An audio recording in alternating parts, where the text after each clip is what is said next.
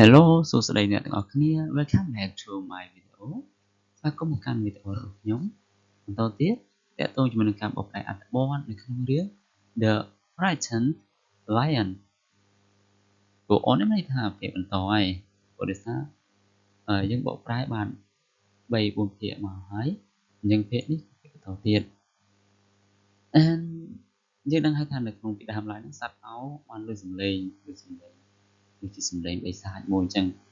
តាមខ្លាចណាដល់ខ្លាចទៅរហូតមកដល់ឃើញនេះកង្កែបនេះដែលដើររន់សលេងថាទីតែហ្នឹងឯងអញ្ចឹងកុំឲ្យខាត់ពេលយើងតាមដានមកពេលបន្តទៀតអូខេ she looks through the window and sees lion hiding under the bed. Lion is wrapped in a blanket, wearing a bicycle helmet and holding a baseball bat. He looks ridiculous, and to be honest, he feels ridiculous too. I have some new dance move to show you, says the frog, but you look busy. I will come back later. See ya. The frog hops down to the ground and happily dances away. Tap, tap, tap, tap, tap, tap, tap, tap, tap. អញ្ចឹងនៅពេលដែលយើងអានចប់ហើយយើងចូលមកបកប្រែទាំងអស់គ្នាបកប្រែនៅក្នុងអត្ថបទហ្នឹងអូខេ She looks through the window and sees a lion hiding under the bed. នាងមើលតាមរយៈបង្អួច through តែមកទៅតាមរយៈបង្អួចហើយឃើញតោនេះកំពុងតែលាក់ខ្លួននៅក្រោមគ្រែនេះដូចនៅក្នុងរូបនេះអញ្ចឹងតោសត្វកែប C នេះសំដៅទៅលើ frog ហ្នឹងឯងកង្កែបនឹងកំពុងតែមើលតោនៅក្រោមគ្រែ and lion is wrapped in a blanket សត្វតោកំពុងតែរុំខ្លួនឯងនៅក្នុងភួយ wearing a bicycle helmet ពាក់មួកជិះកង់ហើយមួកសុវត្ថិភាពហ្នឹងឯង and holding a baseball bat កាន់ a baseball bat ដំបង bat ហ្នឹងហៅថាដំបងវាយកីឡា baseball ហ្នឹងឯង he looks ridiculous មានន័យថាគាត់មើលទៅគួរឲ្យអស្ចារ្យមែនទេ ridiculous ហៅថាអស្ចារ្យហ្នឹងឯង and to be honest he feels ridiculous too